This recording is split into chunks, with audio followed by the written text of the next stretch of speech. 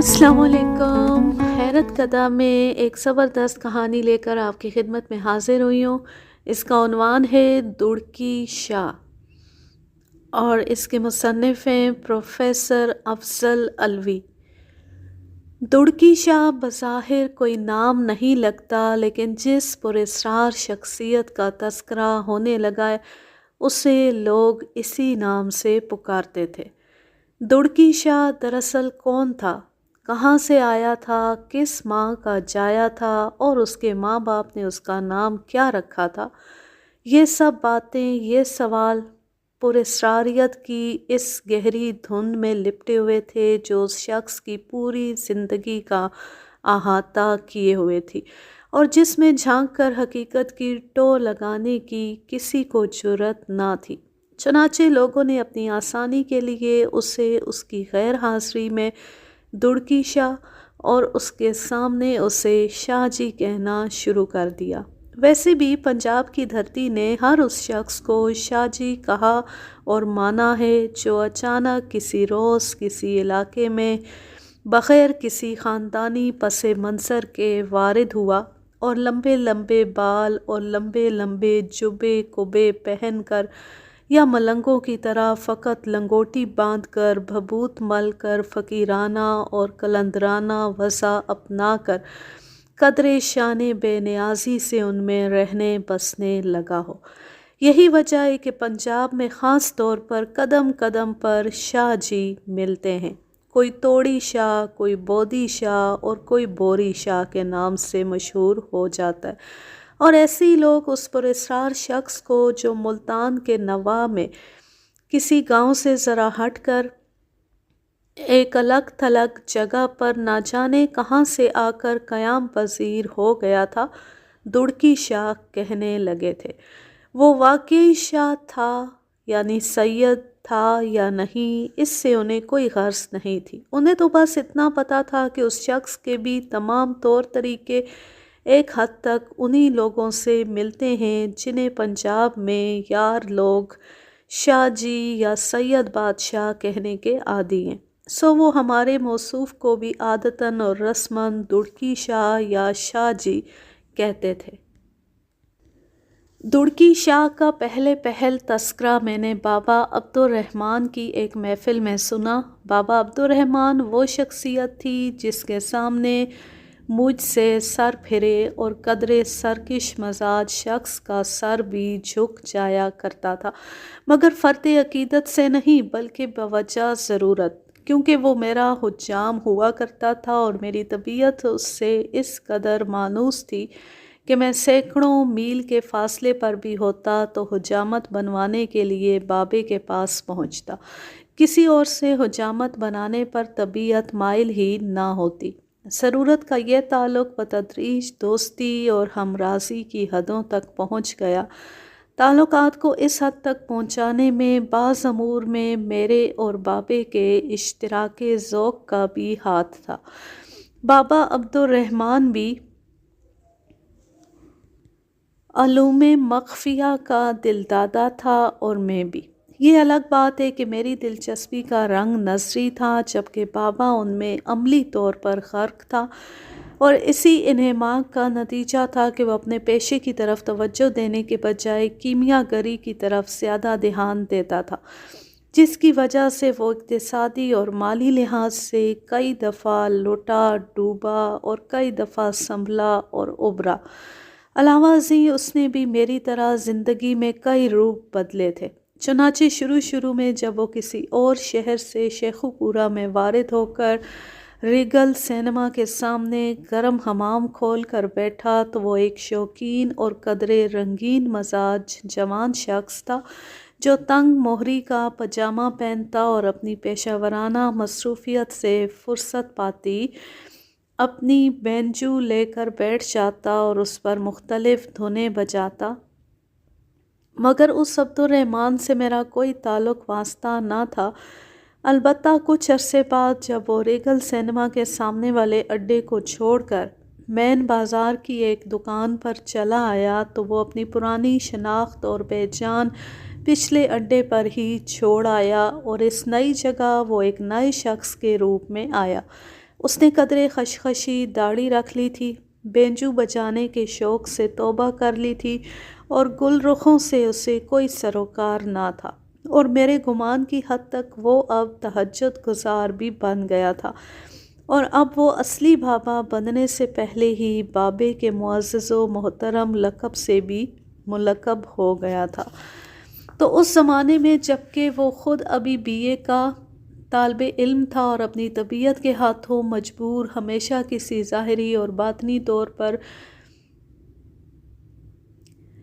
اس زمانے میں جب کہ میں خود ابھی BA کا طالب علم تھا اور اپنی طبیعت کے ہاتھوں مجبور ہمیشہ کسی ظاہری اور باطنی طور پر صاف ستھرے حجام کی ٹو میں رہتا تھا، بابے عبدالرحمن کو صاف ستھرا حجام پا کر اپنی حجامت اس سے بنوانے لگا، اور اس دوران ہی بابے کے دیگر اوصاف سامنے آئے، جس کے بعد حجامت کی ضرورت کے بغیر بھی میں بابے کے حمام پر حاضری دینے لگا۔ بابے کی حمامی محفل کی گفتگو کا موضوع عموماً پیر فقیر ہوتے یا پھر اس فن کے ماہر جو بعض لوگوں کے نزدیک خلل دماغ سے زیادہ اہمیت نہیں رکھتا، یعنی کیمیا گری۔ بابے عبدالرحمن کو کیمیا گری کا شوق جنون کی حد تک تھا، اور اس کے قریبی حلقہ احباب میں بھی وہی لوگ شامل تھے جو اس جنون کے مارے ہوئے تھے۔ انہی میں ایک بشیر شاہ تھا جو لاہور میں اچھی خاصی جائیداد کا مالک ہونے کے باوجود گھر سے بن باس لے کر رمتا جوگی بنا پھر رہا تھا، اور اچھی بھلی خوبرو بیوی کے ہوتے احمد پورہ کی ایک ادھیڑ عمر کم صورت سی عورت سے شادی رچائے ہوئے تھا۔ بابا عبدالرحمن کے بقول وہ سونا بنانے میں کامیاب ہو چکا تھا، اور اسی گمان کی وجہ سے بابا اس کی بہت خاطر مدارت کرتا تھا۔ اسی محفل میں کالا کوٹا صادق شاہ ہوتا تھا، جو عجب وارفتہ مزاج، سیماب صفت اور درویش سا شخص تھا، جو سب رشتے ناطے توڑ کر کیمیا گری کے دلدادگان سے عقیدت و محبت کے سہارے زندگی بسر کر رہا تھا۔ اسی رنگ ڈھنگ کے اور بھی لوگ تھے۔ بہرحال ایسے ہی لوگوں کی محفل میں مجھے دڑکی شاہ کے بارے میں باتیں سننے کا شرف حاصل ہوا، جو اتنی عجیب تھیں کہ میں نادیدہ ہی دڑکی شاہ کی شخصیت کا گرویدہ بن کر رہ گیا۔ اور پھر وہ دن اور یہ دن، جب بھی کسی پراسرار شخصیت کا ذکر آیا، میرے تخیل کی دنیا میں دڑکی شاہ کا تصور بھی از خود در آتا رہا۔ کیمیا گری کے شوق کے مارے ہوئے ان لوگوں کے مطابق دڑکی شاہ کیمیا گروں کی دنیا کا مسلمہ امام تھا، جس کی تمام باتیں، تمام ادائیں اور تمام طور طریقے بالکل ہی نرالے تھے۔ مگر ان انوکھے طور طریقوں کے ذکر سے پہلے کیمیا گری کے فن کے حوالے سے ایک بات کی وضاحت ضروری ہے، اور وہ یہ کہ سائنسی نقطہ نظر سے کیمیا گری کا خبط ایک شوق فضول سے زیادہ کوئی حیثیت نہیں رکھتا، نیز یہ کہ ایک کمتر دھات کو سونے جیسی اعلیٰ دھات میں بدلنے کے لیے جو اخراجات اٹھتے ہیں وہ اس قدر زیادہ ہوتے ہیں کہ سونا اگر بن بھی جائے تو وہ اپنی اصلی قیمت و مالیت سے بھی کہیں مہنگا پڑے گا، وغیرہ وغیرہ۔ لیکن یہ باتیں ان کی ہیں جو سمجھتے ہیں کہ اس وسیع و عریض اور پراسرار کائنات میں جاری و ساری چند کلیوں اور چند قوانین کو دریافت کرنے کے بعد وہ کائنات کے تمام سائنسی اور میکانیکی اسرار و رموز سے آگاہ ہو گئے ہیں، جبکہ اگر بچشم بصیرت دیکھا جائے تو یہاں اسرار کی ایک طے کے بعد دوسری، اس کے بعد تیسری طے چلی آتی ہے، اور یہ سلسلہ لامتناہی ہے، اور جو لوگ اسرار بھری کائنات کے اس پہلو سے واقف ہیں ان کے نزدیک مٹی تک کا سونے میں تبدیل ہو جانا کوئی مشکل امر نہیں۔ اگر حضرت سلیمان علیہ السلام کا ایک درباری مقرب جو قرآن کی زبان میں صاحب علم تھا، حضرت سلیمان علیہ السلام کی فرمائش پر ان کی آنکھ جھپکنے سے پہلے ملکہ سبا بلقیس کے وزنی تخت کو सैकड़ों मील के फासले से सुलेमान अलैहिस्सलाम के दरबार में ला सकता था, जबकि साइंस ऐसा कोई आला, कोई तरीका दरियाफ्त नहीं कर सकी कि करेनों से उठाई जा सकने वाली चीज़ को बग़ैर किसी मादी वसीले के पलक झपकती सैकड़ों मील से लाकर हाजिर कर दे। तो इस खुसूस ही में हम क्यों ख़ुद को अक्ल कुल समझते हुए इनकार की रविश को अपनाएं? यही वजह है कि ये फ़कीर कीमियागरी को एक जुनून और ख़ब्त कहने के बावजूद कुली तौर पर इसका मुनकिर नहीं, अलबत्ता ये ज़रूर समझता है कि पैगम्बरी की तरह ये भी खुदा की देन है, जिसे चाहे दे दे। इसमें कस्ब व रियाज़ को ज़रा कम ही दखल है। अल्लाह ताला जिसको चाहता है बेमेहनत कराए और घर लुटवाए नवाज देता है। तस्करा होसिया में मज़कूर बाजू की तरह, जिसका किस्सा शाह गौस कलंदर पानीपती की ज़ुबान ही से सुनिए, फरमाते हैं, एक दफ़ा जब हम एक जंगल में ठहरे तो बाजू कीमियागर जो हमारा दोस्त था वो भी अक्सर वहाँ आया करता। उसका दस्तूर था कि जब आता मिठाई वग़ैरह ज़रूर लाता। एक रोज़ हमने बाजू से सवाल किया कि ये फ़न तुम्हें किस तरह हासिल हुआ। उसने जवाब दिया कि मेरी 8 या 9 बरस की उम्र थी, वालिदैन का इंतकाल हो गया। जो नकद व जिन्स था वो हमारे चचा ने ला मंगवाया। मैं उनकी गाय भैंसें चराता और रोटी खाता। चची मुझे बहुत मारती और तंग करती ताकि मैं कहीं निकल जाऊं और मेरा मालो असबाब बेखटके उनके पास रह जाए। चनाचे एक दिन मुझे बड़ी बेदर्दी से मारा। मैं भैंसें लेकर जंगल को चला और राह में बैठकर रोने लगा। इतने में एक गुरु और 2 चेले उनके मेरी तरफ आए। मुझे रोता देखकर ठिठके और हाल पूछा। मैंने अपना तमाम किस्सा बयान किया। फरमाया कि हमारे साथ चल। सब गाय भैंसें छोड़कर उनके हमराह हो गया। चंद रोज़ के बाद गुरु जी की उल्फत व मोहब्बत के सबब चेले भी जानी दुश्मन बन गए। एक दिन गुरु जी बाहर गए हुए थे। चेलों ने अकेला पाकर मुझे खूब पीटा। मैं रो रहा था कि गुरु जी आन पहुँचे। पूछा, अब क्यों रोता है? मैंने अर्ज़ किया कि साहब वहाँ तो चची दुश्मन थी, यहाँ आपके दोनों चेले मेरी जान के लागू हो गए। मुझे रुखसत फरमाइए, कहीं और ही ज़िंदगी काटूँगा। ये बात सुनकर बोले कि खैर अब अरंड ही का दरख्त लगाएंगे। सूरा वज़्ज़ुहा से मुझको कुरान शरीफ पढ़ाना शुरू किया। जब ये सूरतें हिफ्ज़ हो गईं तो नमाज के अरकान व अहकाम सिखलाए। नमाज भी बखूबी याद हो गई तो एक रात फरमाया कि आज 2 रकत इस तरकीब से पढ़कर सो रहना।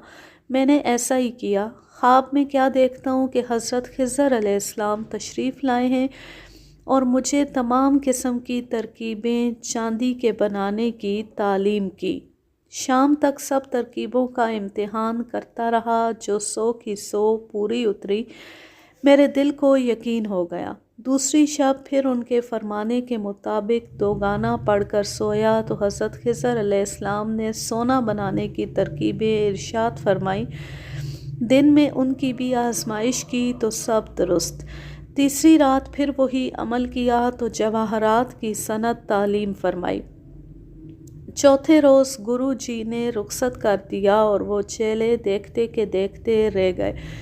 मैं चला आया, लेकिन 3 दिन तक ये हाल रहा कि ना खाने को जी चाहे ना नींद आवे।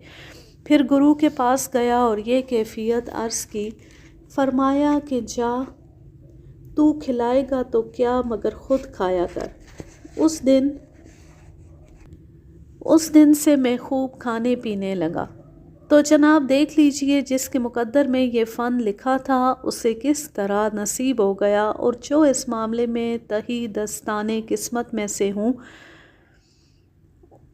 से हों उनकी तो हमने जायदादें इस शौक़ की आग में भस्म होते देखी हैं। मगर बात थी दुड़की शाह की, जो हमेशा लाखों में खेलने के बावजूद जायदादें बनाने के बखेड़ों से बहुत बुलंद तर रहे और जिनके नज़दीक पैसा वाक़यातन हाथ की मेल से ज़्यादा वक़्त ना पा सका।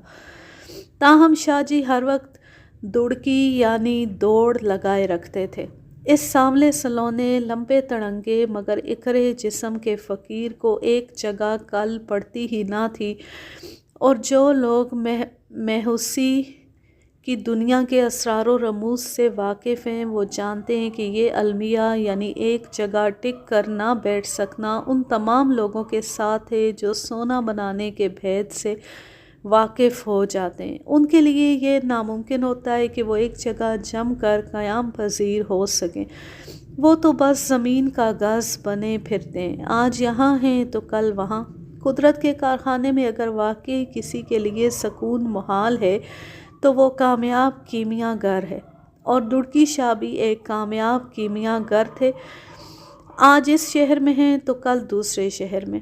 اپنے ڈیرے پر مستقل طور پر وہ کم ہی ٹھہرتے، اور جب ٹھہرتے تو انہیں سوتے ہوئے کسی نے نہ پایا، جب بھی دیکھا جاگتے ہوئے ہی دیکھا۔ نیند اڑے رہنے کا سبب اپنے رب سے لو کا لگنا تھا یا کیمیا گری کے اثرات، یہ بات قطعیت کے ساتھ نہیں کہی جا سکتی، اور کھانے پینے میں بھی بس چائے ہی کا شوقین دیکھا گیا۔ ایک ایک دن میں ہزاروں لوٹانے والا اپنی ذات پر شاید چند روپوں سے زیادہ خرچ نہ کرتا تھا، مگر یہ باتیں تو کوئی اتنی باعث حیرت نہیں جتنی یہ بات کہ دڑکی شاہ کو کسی نے کوئی کام کرتے نہیں دیکھا تھا، یہاں تک کہ کیمیا گری کا کوئی عمل بھی کرتے ہوئے نہ دیکھا، مگر تقریباً روز ہی، اور وہ بھی بھلے وقتوں میں، کبھی سینکڑوں تو کبھی ہزاروں لوٹاتے تھے۔ یہ سینکڑوں یہ ہزاروں کہاں سے آتے تھے کسی کو کچھ پتہ نہ تھا، بس دیکھنے والے تو یہ دیکھتے تھے کہ وہ اپنے ساتھ ہر وقت پھرنے والے چرمی بیگ میں جب بھی ہاتھ اپنے ساتھ ہر وقت لیے پھرنے والے چرمی بیگ میں جب بھی ہاتھ ڈالتے تو بالکل ہی نئے نکور نوٹوں کی گڈیاں باہر نکالتے، ایسے جیسے ابھی ابھی اسٹیٹ بینک سے جاری ہوئی ہوں، اور پھر یہ نوٹ اصلی ہوتے، جعلی نہیں، اور ان کے ساتھ وہ معاملہ بھی نہیں تھا جو ایک اور شاہ صاحب کے نئے نکور نوٹوں کے ساتھ ہوتا تھا۔ ان شاہ صاحب کا قصہ مجھے میرے مہربان راجہ عقیل اللہ نے جو شیخو پورہ میں ADCG کے عہدے سے ریٹائر ہوئے سنایا تھا۔ یہ شاہ صاحب جب بھی کسی سے خوش ہوتے یا کسی شادی وغیرہ کی تقریب میں شریک ہوتے تو 100 کے نئے نکور نوٹ عطا کرتے، لینے والے باغ باغ ہو جاتے، مگر ان کی یہ خوشی بہت عارضی ثابت ہوتی، کیونکہ شاہ صاحب کے رخصت ہو جانے کے بعد ان کے عطا کردہ نئے نکور نوٹ بھی، خواہ وہ صندوق میں رکھے ہوں، خواہ آئینی سیف میں، خواہ جیب میں، پراسرار طریقے سے غائب ہو جاتے۔ بقول راجہ صاحب، ایک دفعہ شاہ صاحب نے راجہ صاحب کی موجودگی میں اپنے ایک دوست کے ہاں بیٹے کی پیدائش کی خوشی میں اس کی اہلیہ کو 100 روپے کے کئی نوٹ دیے تو وہ بھاگوان بہت خوش ہوئی، مگر اس کے شوہر نے جو شاہ صاحب کے اس کمال سے واقف تھے اسے بتایا کہ اتنا خوش ہونے کی ضرورت نہیں، یہ نوٹ کون سا ہمارے پاس رہ جانے، اور واقعی شاہ صاحب کے چلے جانے کے کچھ دیر بعد اس نیک بخت نے اپنا پرس کھول کر دیکھا تو اس میں سے شاہ صاحب کے دیے ہوئے سارے نوٹ غائب تھے، البتہ دوسری رقم جوں کی توں پڑی تھی، مگر دڑکی شاہ کا معاملہ مختلف تھا، وہ جو رقم دیتے تو اس کے ساتھ شعبدہ بازی کی کوئی کارستانی نہ ہوتی، چنانچہ وہ اکثر غریب غربا کو نوٹوں کی گٹھی گٹھی دے دیتے اور ان بیچاروں کے دن پھر جاتے۔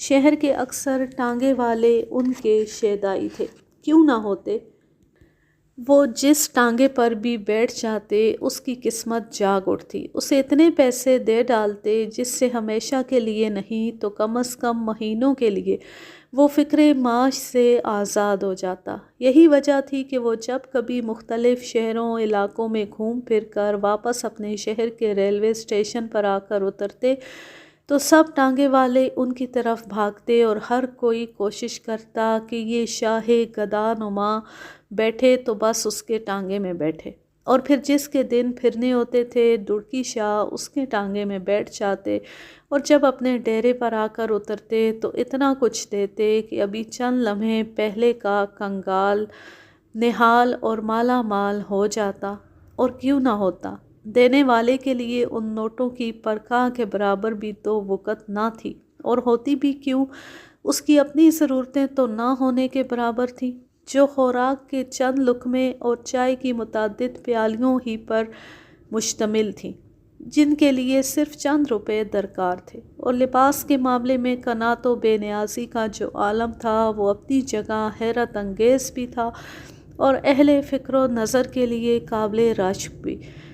موٹا، جھوٹا اور انتہائی سادہ، اور وہ بھی ایک دو جوڑوں سے زیادہ نہیں، اور یوں بظاہر دیکھنے میں انتہائی بے بضاعت۔ جب کبھی کسی شہر میں ترنگ میں آ کر شاپنگ کرتا تو بڑے بڑے اہل ثروت کو مات کر دیتا۔ اس فقیر کو ایک معتبر راوی نے بتایا اس فقیر کو ایک معتبر راوی نے بتایا کہ دڑکی شاہ کا جب کبھی لاہور کا پھیرا ہوتا تو شیخ عنایت اللہ مرحوم انارکلی والوں کی دکان پر بھی جا نکلتے، جو ان کے اوصاف و کمالات سے بخوبی آگاہ تھے۔ چنانچہ دڑکی شاہ ان کی دکان میں داخل ہوتے تو شیخ صاحب ان کے سامنے بچھ بچھ جاتے۔ بقول راوی انہیں جب کوئی چیز پسند آتی تو وہ فقط ایک آئٹم خریدنے پر اکتفا نہ کرتے، بلکہ حکم دیتے کہ یہ چیز دکان میں جتنی بھی تعداد یا مقدار میں موجود ہے دے دی جائے، جس کی فوری تعمیل کی جاتی، اور کیوں نہ کی جاتی۔ دڑکی شاہ نے کوئی بھاؤ تاؤ تھوڑا ہی کرنا ہوتا تھا، وہ تو منہ مانگے دام دینے کے عادی تھے، سو دیتے۔ اگر انہیں اعلیٰ کوالٹی کا کوئی پین پسند آ جاتا تو اس کوالٹی کے تمام پین خرید لیتے۔ کوئی اچھا سا ٹوائلٹ صابن بھا جاتا تو اس صابن کی پیٹی خرید لیتے۔ رہ گئی بات یہ کہ اس قدر مقدار و تعداد کا وہ کرتے کیا تھے؟ تو جیسے آج تک یہ پتہ نہ چلا کہ یہ بے شمار دھن دولت کہاں سے آتا تھا، آیا کیمیا گری کی وجہ سے یا کسی اور کمال کی وجہ سے، ایسی یہ پتہ نہ چلا کہ یہ تمام چیزیں جاتی کہاں تھیں، کیونکہ ان کے اپنے ڈیرے پر تو فقر ہی کا عالم رہتا تھا۔ ویسے گمان غالب یہ ہے کہ یقیناً پیسے کی طرح حاجت مندوں میں بانٹ دیتے ہوں گے۔ اس نادرہ روزگار ہستی نے کہنے ہی کو صحیح اپنے مستقل قیام کے لیے لوگوں کی بستی سے کافی ہٹ کر مٹی سے تعمیر شدہ ڈیرہ بنایا ہوا تھا، جو 2-3 حجروں اور وسیع صحن پر مشتمل تھا، ایسا ہی جیسے فقیروں کے عموماً تکیے ہوا کرتے ہیں۔ ویسے اب تو خیر سے فقیروں اور پیروں نے بھی شادمان اور گلبرگ کے فیشنیبل بستیوں میں کوٹھیاں بنوانی شروع کر دی ہیں۔ کیمیا گری کے شوقین اور حریص ان کے ڈیرے پر ان کے قدموں میں پڑے ان کی نظر کرم کے محتاج رہتے تھے، مگر مجھے ایسی کوئی روایت نہیں ملی کہ ان حریصان دنیا میں سے انہوں نے کسی کو اپنے فن میں شریک کیا ہو۔ سفر و حضر میں ایک چرمی بیگ ان کے پاس ہوتا جو ہمیشہ نائے نکور نوٹوں سے بھرا رہتا اور دڑکی شاہ کی شاہانہ انداز کی داد و دہش کے باوجود کبھی خالی نہ ہوتا۔ یہ پیسے کیمیا گری کے ذریعے آتے تھے یا جن وغیرہ لا کر دیتے تھے، یا کوئی ایسا کمال حاصل تھا کہ جس کی وجہ سے وہ بالکل اصلی نوٹ بنانے پر قادر تھے؟ یہ باتیں ابھی تک راز ہیں، جیسا کہ خود دڑکی شاہ ایک راز تھا اور ہے۔ وہ زندہ تھا تو ایک راز تھا، مرا تو اس کی موت بھی ایک راز اور ایک معمہ بن کر رہ گئی۔ ایک روز وہ اپنے حجرے میں مردہ پایا گیا اور اس کا عمر بھر کا رفیق چرمی بیگ اس کے پہلو سے غائب تھا۔ لوگوں کا خیال تھا کہ اس کے کسی عقیدت مند نے حصول مراد یعنی کیمیا گری سیکھنے میں ناکام رہنے پر اسے زہر دے دیا اور نوٹوں سے بھرا بیگ اٹھا کر چمپت ہو گیا۔ کسی کا خیال تھا کہ وہ طبعی موت مرا، البتہ بیگ اس کا کوئی عقیدت مند لے اڑا، واللہ اعلم۔ اس کہانی کا ماخذ ہے ناقابل فراموش پروفیسر افضل علوی، لاہور، سن 1993۔ اب میں لیتی ہوں آپ سے اجازت، جا رہے خوش رہیں، شاد و آباد رہیں، ہنستے مسکراتے رہیں، اللہ حافظ، اللہ نگہبان۔ اس کہانی کی اردو کافی مشکل تھی، تو اگر کوئی لفظ، بلکہ مجھے لگتا ہے میں نے کافی الفاظ غلط بولے ہیں، تو اس کے لیے بہت بہت معذرت۔